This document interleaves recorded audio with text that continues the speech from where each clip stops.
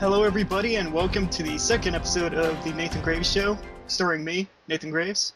And today is a special episode for me because I have with me a member of ScrewTech.com, one of the editors and trailer master, so to speak. It's Drake McWhorter. Hello, everybody. Drake, thank you for your time. That's no problem. Thank you for having me. Now, as some of my viewers might not know who you are or know about ScrewTech, why don't you tell a little bit about yourself? Well, I am Drake. I work for Screw Attack. As you said, I do all the trailers. Basically, all the companies send me an email. They let me know, hey, Drake, we got a new trailer up for you right here, so if you could put that up, that'd be awesome. I go ahead and do that, and then when I'm not putting up trailers, I'm either making not so stellar commercials.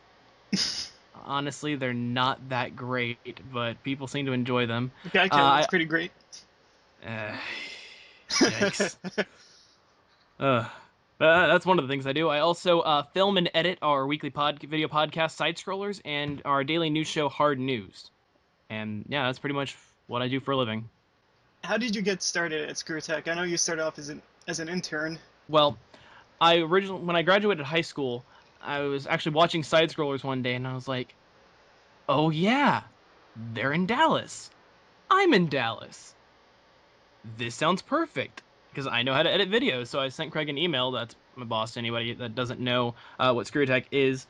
And I was just like, hey, need free labor? And then he actually brought me to a Chipotle, or I met him there. And that's where I laid out my resume and my video portfolio. And he looked it all over at Chipotle before actually taking me to the studio. And apparently he liked what he saw, and then he let me be an intern. And I interned there all summer. And then when we changed websites a little bit beforehand, we also changed offices. But right before that, he's like, hey, I like you. Let's do some trailers. So I started doing that.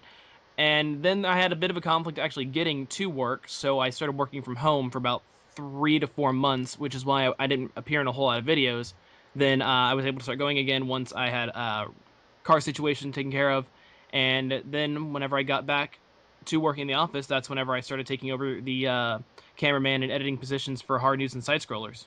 Now, what's a work day for Drake, basically, at ScrewTech? A work day for me. Well, I usually get it in the office around 9 or 10, and then it goes through looking through all the emails that the developers send out, skimming through the trailers, seeing what other websites have, because my job is to try to get things up faster than other websites. Now, it's been a bit of an issue lately because sometimes I have to do some editing for some stuff that needs to go up right away as opposed to getting trailers up. But usually I do my trailers work for about 9 to 12-ish. Then I have lunch, come back, and by the time that's done, my coworker Jared will have finally written Hard News. Then I go in there and I film that, and once that's done, I pop that onto my Mac. I start editing that, and then pretty much that's my entire day until 5. Except for on Mondays, which are ungodly hard, because I have to get in and film Side Scrollers, which lasts for about an hour. Then on top of that, we have to film the extended cut, which is another 10 minutes. So that's 2 camera shoots back to back, and that is a lot of huge files that need to import on my computer. Now, usually by the time we're done with Side Scrollers, I'll started importing it whenever lunch rolls around. So by the time we get back from lunch, I wait a little longer, then I can start editing that. Now that usually takes a lot longer of a time. So Hard News is then shifted off to my coworker Brian for Monday only, because I am editing Side Scrollers the entire time. It is a very long, monotonous process, but I'm usually proud of what I get up, and I usually have it done by the end of Monday to get ready for Wednesday. What differences do you see working as an intern from working as an intern and working as an official member of ScrewTech? I take out the trash a lot less. Less cleaning the bathroom. I get a lot less of the monotonous busy work. I get to have a little bit more freedom. As you know, we still don't really take breaks, but I do get a little bit more freedom to actually get stuff done at my pace, not as opposed to getting it done as fast as possible because I got to impress the boss man so I can get hired. And it's also great because now I get to tell the interns what to do. A little bit of a power trip there. Oh, it's great. What is your relationship like with the rest of the office, like with Craig and Jared and all them? In all honesty, I never really had much of a relationship with them before I started working from home. I've been following Screw Attack since I was in middle school. So these are actually people that got me into video work in the first place. So I was very, very starstruck for a long time. And to be honest, I still kind of am from time to time. I go, oh, wow. Yeah, that's Jared, Craig, Nick, Brian, everybody. Wow, this is really cool. But then I get over it. But I think I seem to get along best with our news director, Sean. I get along pretty well with Brian. Jared doesn't want to really admit it, but I think we're starting to mesh pretty well. He always has like a heart of stone, and he's such a lovable jackass. He's a great guy, but man, he can be a little tense sometimes. Craig is very much, we're getting work done, but he cares about us a whole lot, which he really shows just how much he cares. But you don't want to mess with Craig. Basically, you get your work done on time because, well, you don't want to face the wrath. You ever seen the clip of the week called "The Tank"? Yeah, I have actually. That's pretty accurate. Oh man, he will blow your stuff up. I usually get along pretty well with my coworker Lauren, but I have a bad habit of making terrible, terrible puns. So every day at work, it's either, damn it, Drake, it's Monday, really? Or, damn it, it's Friday. Just let me get through the weekend. Or it's Wednesday. I have 2 more days until Friday. Let me have this. Oh, she hates puns. And then every so often, I'll stay about an hour after work, after I clock out, and I practice Chun-Li on our Street Fighter machine with Chad. So I get along with everybody pretty well. How bad are these puns that has Lauren just groaning? Let's see. Yesterday, I think I tipped her overboard whenever she was saying something, and I said, "Look at all the fox I give," and I showed her a picture of Fox McCloud. Yeah, that was pretty cringeworthy. I think another one was we were talking about how Nick breaks everything, and I was like, "Ah, he must be a pretty good dancer." He looks at me, "Why?" "Because you can break dance." Oh, I am not funny when it comes to puns. Sounds like one of my friends that I know, but We all have that friend, and unfortunately, that's me half the time. no, there are a couple videos on the site that I want to talk to you about and want to Sure get your thing. view on. Okay. First, well, a couple of these are Advantage stuff, so if you're not an Advantage member, go sign up at screwtalk.com. It's There, fantastic. It helps out the site. the band Gaikai video. Oh God. Oh, in the description it said, like, this is what happens when you tell Drake to be edgy. Now, what went through your mind when you made that? Well, in all honesty, I didn't write that.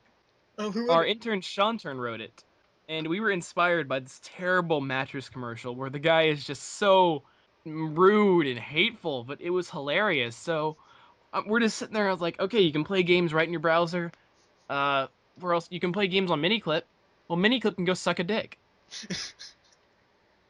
And so I ran that by Craig, and well, after I made it, of course, Craig is just like, what the fuck? Because Craig is just like, Drake, these are turning into Drake's terrible videos. And I'm like, I know, but whatever. And he's like, okay, fine. Where you say suck a dick, you say it a little too fast, cut that part down, make it bigger, put it in black and white, and slow down the audio. So you get suck a dick. And that's probably my favorite part of the whole video, actually. Made a great gif. Oh, it made a Revulsive was very happy to get on board that. So now, yeah, that's one of the two images that have been made of me on the site. There's like one from my first debut video where I'm a ninja behind Nick while he's trying to survive the office, and somebody just put soon. And then of course I got the stuck a dick gif, which is lovely. But yeah, I was just running out of ideas, so I was like, "Hey, Sean, turn write this up," and he wrote it. I did it all in one take, and we're good. Oh, and then of course Sean turned had to put in his awesome jingle. Oh. Come play games and stream them. Oh god, it was so amazingly terrible. Now, were the other promos written by you, or were they written in combination of you and Sean Turn? I usually have Shanturn write a lot of my material because I'm just really busy a lot with my stuff on the site. Now, unfortunately, Shanturn's last day is going to be tomorrow, so I'm gonna have to start taking up a lot more of these writing roles. But he had the idea of the Nathan Drake promo. We co-wrote the horrible Akon promo, which I was embarrassed that even went on the site in the first place because, oh man, Craig said that since it was filmed, I have to put it up, but that's one of my biggest embarrassments ever. That's including my high school videos, and that's saying a lot. Sean Turn wrote the monster truck promo. I wrote the old timey one. That was all me. I like that. What other promos did I do? Uh, well, usually, yeah, it's either me or Sean Turn, but from now on, it's probably just gonna be me. And another Advantage video there was the Octo Burger, Ah, the Octo Stacker. Yes, yes. where you took two quad BK stackers, put them together, and ate it all. Well, because here's the thing, that used to actually be a burger. I first heard about this when I was in high school, and my friend actually got one at Burger King. I was there witnessing it, and I was like, oh god, one day I'm going to do that. And then one day at Screw Attack, I was like, hey, I want to go get an Octo Stacker. And that is the reason we went to Burger King that day, and that was 8 slabs of meat, 8 slabs of cheese, and 8 slabs of bacon. Ugh, never doing that again. Guessing the aftermath was not so pretty. I could feel me getting unhealthy with every bite. I could feel my arteries tingling. I could feel my heart slowing down just looking at that thing. Oh, man. I mean, I like food challenges, so maybe sometime there might be another Drake versus food. It just depends on how brave I'm feeling. But honestly, I'm trying to eat healthier. That might have actually been the hay that broke the camel's back, and like, yeah, you know what? I should probably not be a fat bastard. So who knows? Who knows? I might do more of that kind of stuff. It depends on how much the community wants it. After watching that, I was actually considering going down to my local Burger King and getting an Octo Stacker. Oh, Like, don't. That was. I don't regret the experience. I'm glad that happened, but never again. Never again. Oh dear God. actually, have you ever had a McGangbang? I have not, but as soon as that video went up, Tom the Iron Man was sent that my way. I don't know. I don't know if I could ever do the McGangbang. It's actually pretty damn good. Are you serious? Yeah, I've tried it. It's freaking delicious. Oh no. Maybe. Yeah. I can't promise anything, but maybe eventually. For the G1s. For the G1s, maybe. Quick Mario Party After Dark question. Like, if Chad, Sam, and Jared asked you, would you be on it? And what team are you behind? Because this is going to be up after Mario Party After Dark, and I'm pretty sure Sam's going to win, but what team are you on? Would I be on Mario Party is one huge question. I've actually been getting a lot of questions about that. People have been posting on my wall, yeah, go Team Drake, Mario Party After Dark. I don't think I want to be on that. I mean, maybe if the G1s want it, but I mean, I know that everything's in joking. They're joking around, but they're also drinking and everything. Ah, jeez. I don't know if I could take that kind of abuse on camera. But as for who I'm supporting, well, Nick's not going to be there. Otherwise, I'd be Team Nick with his one fucking coin. I think I'm going to go for Brian. But yeah, let's see how Brian fares. I mean, I haven't seen this yet, so you know what? Who knows? He might win. I play as Boo in Mario Tennis, so even more reason.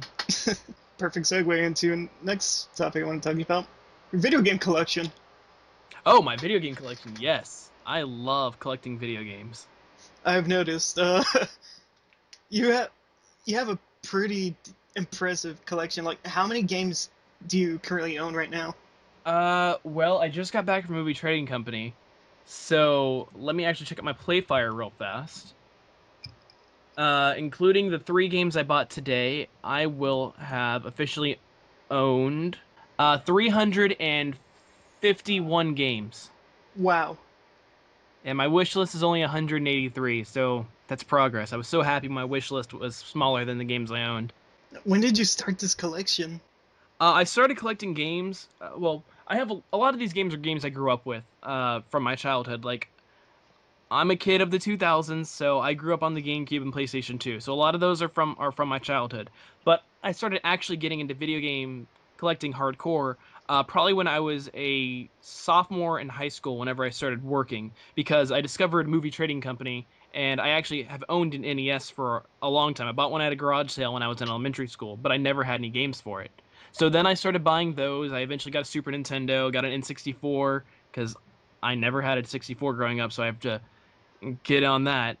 And, I actually used to work at movie trading company for a while. I was working at Screw Attack, a movie trading company part time. I used to work at a video game store while also working at Screw Attack, and the deals I got there were fantastic. So paycheck went right to buying games.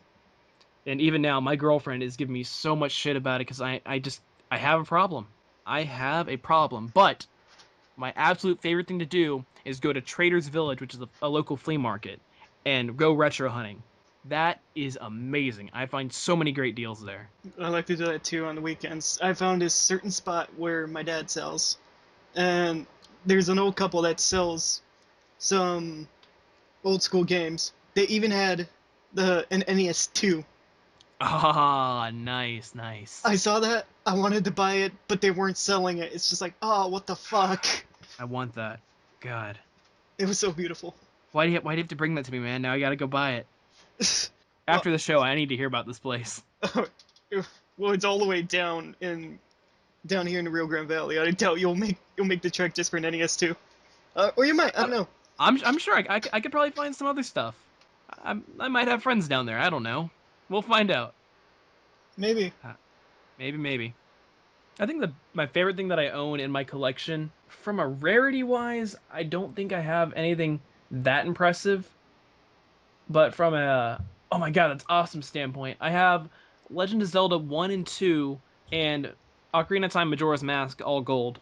So I think that's pretty cool. I have a Super Nintendo to Sega Genesis converter, or Sega Genesis to Super Nintendo, so I can play my Genesis on my Super Nintendo. I collect only boxed Genesis games. I don't keep them outside of the box because it just doesn't look as nice on my shelf. And I'm terribly OCD about sizes. So if I were to alphabetize things, I want everything at one spot. So if I have outside a case, outside a case, that would look stupid in my opinion, and it would be really annoying if I had box games, non-box games. So, but I do have a boxed copy of Snowboard Kids on the 64. Oh, Snowboard Kids. That game was I, awesome. I picked that up when I was at IckyCon last year at Game Over Games for about $20. Ah, totally worth it. It was near mint. Did you by any chance see the vendors at Acon? Because there was a guy selling some pretty badass games there. I did, and I actually got. Oh shit! I completely forgot one of my favorite things. I bought one of my favorite things I have in my collection. I got at Acon. I was talking with one of the guys, and I was like, "Hey, do you have this game? Do you have that game?" And I just kept asking him. And he's like, "Here, we have one here. Here, we don't have that. We have this on the website." And then after a while, he just goes, "You have a damn good game taste." So he handed me his business card, and he actually noticed my badge while doing that. I was like, "Holy crap! You work for Screw Attack?" I was like, "Yeah." I will knock off $20 on that. So I end up picking up Castlevania 2. I got Diddy Kong Racing, but one of my favorite things ever, I got it there for $20. Animal Forest, Japanese import on Nintendo 64. Ah, it is the original Animal Crossing game that never got brought to America, and it's what became Animal Crossing. It was the port from the 64 to the GameCube. Oh wow. It is awesome. I can't play it, but it just sits there because I love Animal Crossing so much. Yeah, Acom was awesome. Acon was awesome. One of the vendors there was selling uh Dracula X Rondo of Blood for the PC Engine. I believe it was still wrapped. Yeah, I saw that. I saw that, and I'm a huge Castlevania fan. I was like, holy shit! Like, I saw Alright. it. I was about to pick it up. $99. Yeah, I saw the price tag and I had to pass on that. Man, what's ridiculous is that how much Final Fantasy VII was going for at this con. How much was it for it? I didn't. People for Black Label, people were selling it for like 79.99. Are you fucking serious? Yeah, like, well, there was the good game vendor, and then there was the overly priced game vendor, the one with all the plastic sheets and everything. Yeah. He was a big ripoff. Right after Acon, I actually got a Black Label Final Fantasy VII for $30. So, take that. I got myself. This wasn't an icon, but I have myself a unopened unopened original copy of Final Fantasy IX. Oh, Now, Oh. the reason why I got this is because 3 years ago at Anime Expo in Los Angeles, my friend bought FF9 so that he could buy it. Then he left early because he had work or something, and he had left a couple of things back in the hotel room, like small things. And I picked up one of my Gurren Lagann masks, and under it I see his copy of Final Fantasy IX. I look at him and I just decided, well, I guess it's coming home with me now. But it's unopened. Well, it was unopened, but I don't know how. On my way back, the the plastic seal was off and the case is cracked. Oh no. I was just like, oh fuck. Yeah, see, I have to be really picky with my games quality, because the way I see it is that I'm going to buy a shitload of games if they're in front of me. So I have gotten to the point where I scrutinize every little game for like, oh, it's got a crack there, it's got a little faded here, because if I don't do that, I will buy too much stuff. Right. So it needs to be really good condition for me to even consider buying it. If there's like if it's a jewel case on the PS1, then I will, and it has a small crack in it, I will not buy it. What do your parents think of the extensive game collection you have? At first, whenever I was actually going to school, my dad was just like, whatever. And I actually went back to him. He's like, "Don't you think you have too many games? Don't you think you have too many synthesizers?" Because we collect vintage synthesizers in my family. We have some nice like Jupiters and Jupiter 8, like a few Moogs, some Oberheims, just a whole lot of awesome stuff. So I grew up with music, and he buys and sells those like crazy. So at least my addiction is cheaper. And I got myself a nice couple bookshelves now, so I can display it all. And usually when people come visit me, the first thing that goes, "Oh my God, that's a lot of games." And I look at them and I go, "Why, yes, yes, it is a lot of games. Would you like to look at them?" Ah, it feels great. I bet it does. I saw a couple of YouTube videos and I see all those games and I just think to myself, God damn it, I want them all. Yeah, but I'll tell you, been a lot of money got poured into this. There's been a lot of days where I was eating off the dollar menu. Ay, ay, ay, ay. There's one thing that I believe you also love. I noticed it I noticed it on Screw Attack, and when you were cosplaying as, I believe, Gene Havoc from Full Metal Alchemist. Yes, yes. I used to be really into cosplaying, and I think Akon was the last time that I'm actually going to cosplay. Oh man, and I think it's obvious you're an anime fan. Oh, I'm a huge otaku.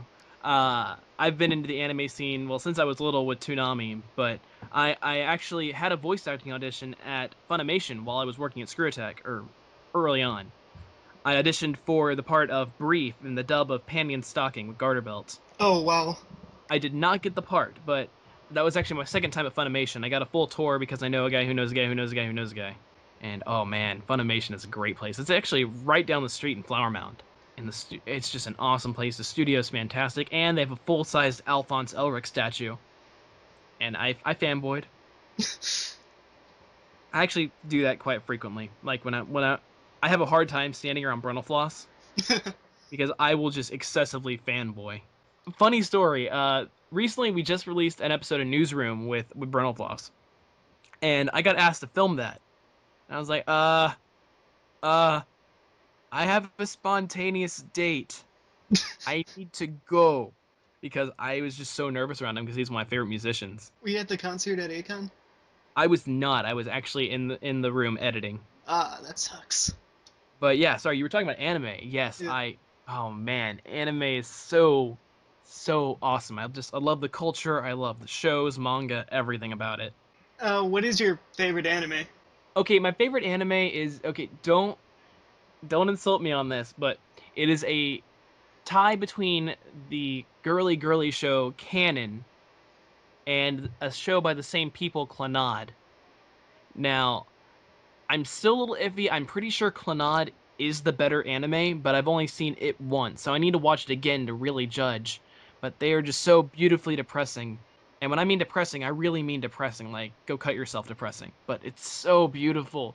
But I'm also a big fan of, the action animes. I used to be really into Bleach. I used to cosplay as Kisuke Urahara. which I think I did a pretty good job of, but I got too fat for my cosplay, so I couldn't wear it anymore.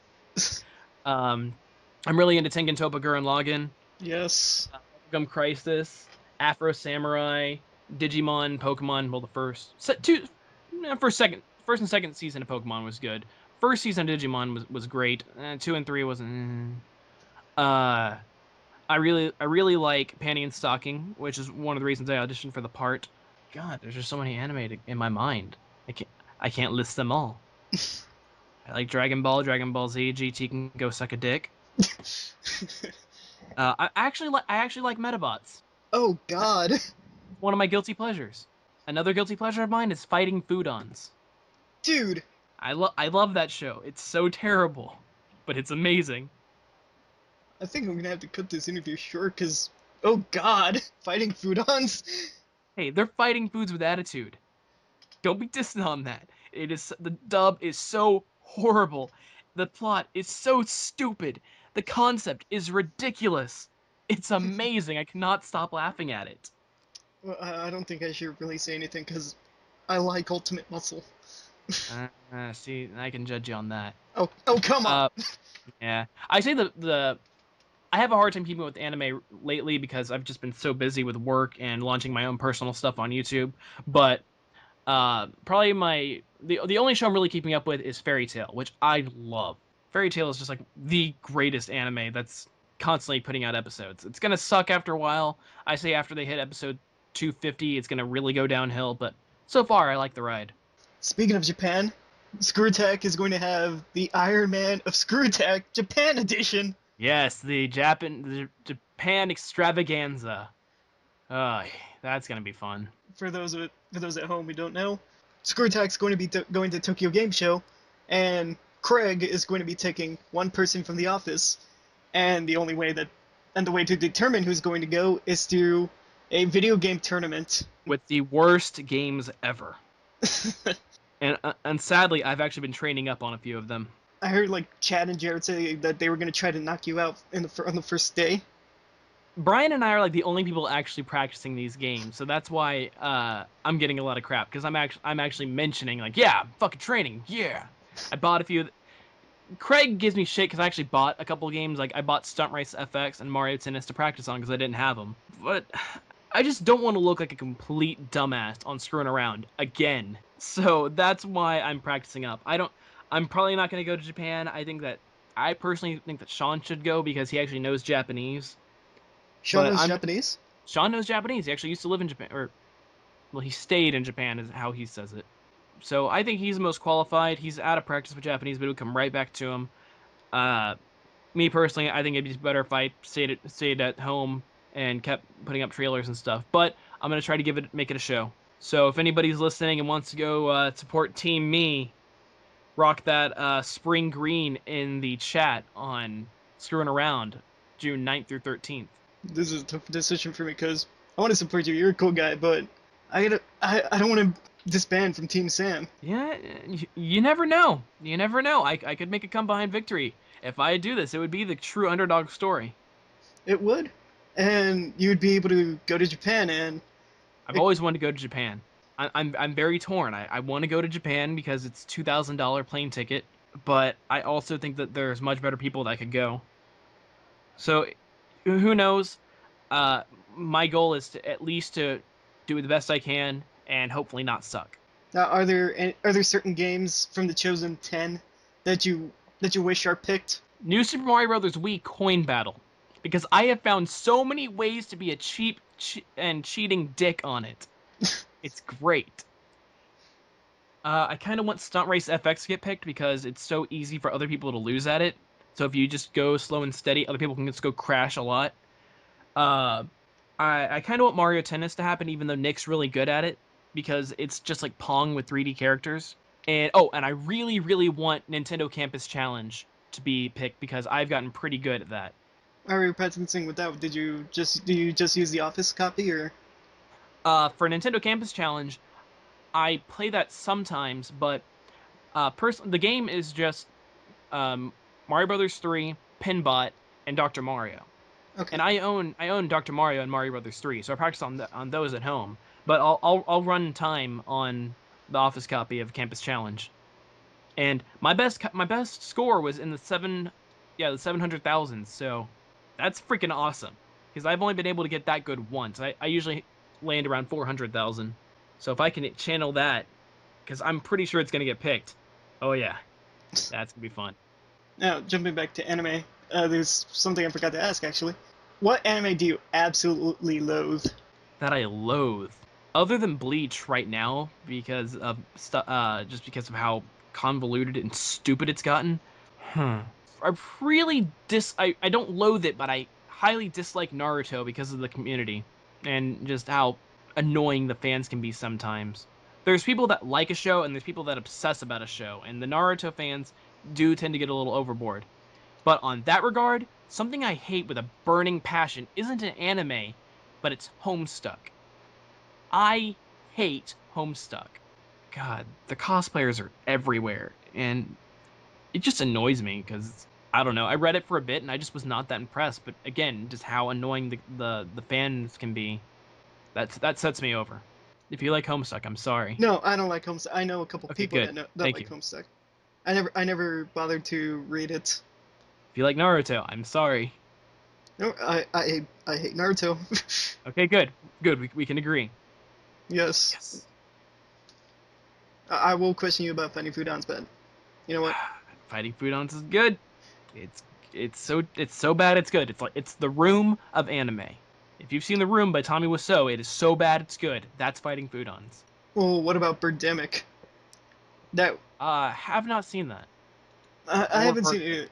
You haven't heard of? Holy shit! Have not heard of it.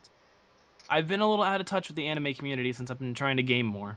Birdemic is this really, really bad uh movie, quote unquote horror movie. Uh, Oh, I hate horror movies.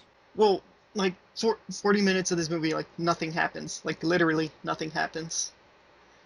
And this, like instantly, they were just killer, really bad. I don't even think there could be CG. Like gifs of birds start attacking. Okay. Search on YouTube. It's I pretty terrible. If it's not scary, I will watch it. No, I it's not scary at all. It's Okay, great, stupid. great, because I cannot handle anything scary.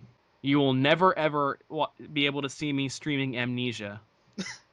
I can guarantee that. I own it, but I will never ever stream it or play it or boot it up or look at it. You bought it but you won't play it. It was part of the Humble Indie bundle. Okay, that makes sense. I bought that for what did I buy that for? God, see, this is my problem. I'll buy video games and I'll forget that I bought them. Like I was looking around my collection the other day. I was like, huh, I own Blast Core. I didn't know that. Okay, cool. It's the weirdest thing ever. I own a lot of video games, but I haven't played a lot of them. There's no time. Yeah, I can understand. You have your guilty pleasure anime and Fighting Foodons. Do you have any a guilty pleasure video game? Like a game that's considered bad but you just love? That is a good question. I see a lot of the games that I find to be guilty pleasures usually have a good uh cult following. So, I don't know. Uh no, I can't really say so because yeah, all the games that I really really like tend to have good or cult followings. Like I said, pretty much all the bad games like they have cult followings. So there's no real way to tell what's a bad game anymore. I mean, unless it's just like bad because it's broken and stuff. I mean, all those there's a lot of games that are just not generally accepted, but are still good games, even if it's just for a novelty. Like maybe Drake the 99 Dragons? That doesn't exist. That game does not exist. That is ugh. That is horse shit covered in bear shit. If you want a perfect example, like a good lashing of it, I recommend watching my coworker Jared's pro review on it. It's a terrible, terrible game, and I am very upset that the main character shares my name. He's a disgrace to all the Drakes. So is that rapper. Don't like him either. Actually, I want to know about your personal YouTube stuff, like D10 and project that you're doing with your friend. If you'd like to elaborate on that a little bit more.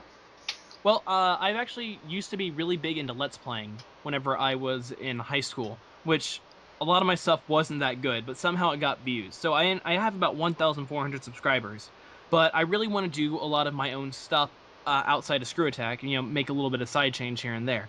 So that's when I came up with the idea for D10, which is my own personal top 10 list, and because I love making lists. So I have one video which is the top 10 games Nintendo needs to make, and I've been working on that off and on for about a couple months now, but when you edit all day at work, the last thing you want to do is come home and edit. So I brought my good friend Ben, or not Ben, Brent on board. He goes to school with Ben and Nick, which I guess that's how I got him mixed up. But we're working on a new episode, probably the first episode of this, which is going to be the top 10 sexiest chicks in gaming. And that was a lot of fun to write because I got to write the words triangular tatas, and I got to write sexalicious, which those are fun to say, and I'm very excited about that. He's handling the editing. We have a lot more stuff going on. I also have a new show after this that I want to launch called Bit Junkies, where it's like a top 10 list but for game music. So the first episode is going to be the top 10 tunes that gamers need to know. I'm going to do top 10 Robot Master themes, top 10 Mario songs, Zelda songs, Metroid songs, etc., etc. I have a live stream that I want to do that'll be done live and then uploaded to YouTube as a separate video. I want to do a roundtable discussion about games like, can we make a video game a long RPG, elaborate story stuff without dialogue, and I want to get people involved in this and talk about this. So basically, when I get the chance, I like to work on this, and I'm hoping that it'll take off into its own thing, to where I'm not known just by Screw Attack. That's all actually really interesting. I'm actually looking forward to seeing all this stuff coming from you. Yeah, if anybody's interested in looking at that, you can subscribe to me on Screw Attack with Drake McWhorter. I'm on the suggested sub, so that shouldn't be too hard. Or on YouTube, my old username, which I'm trying to distance myself from, but because it has the subscribers, you can find me at youtube.com/supersane101, SUPERSANE 101. And follow me on Twitter too, Trailer Drake. Yeah, shameless self-promotion. And one question before we sign off: where do you see yourself in the future? Say like 5 or 10 years in the future. I don't know, to be honest. I'm still trying to figure out what I'm going to get my degree in. I'm very early in my college career, so I haven't quite decided yet. Um, I've wanted to be a teacher. I've wanted to be a voice actor. I've wanted to be a professional video editor. So once I figure out what I want to do, then I can start picturing myself further along the line. But hopefully, 5 years from now, I'll probably be married, get my own place, maybe have a kid. I don't know. That's a long time away to think about. All right, Drake, I would like to thank you for your time once again. Not a problem. Thank you for having me. And for all you watching at home, check out screwtack.com for news, trailers, original content. One of the best gaming communities on the internet.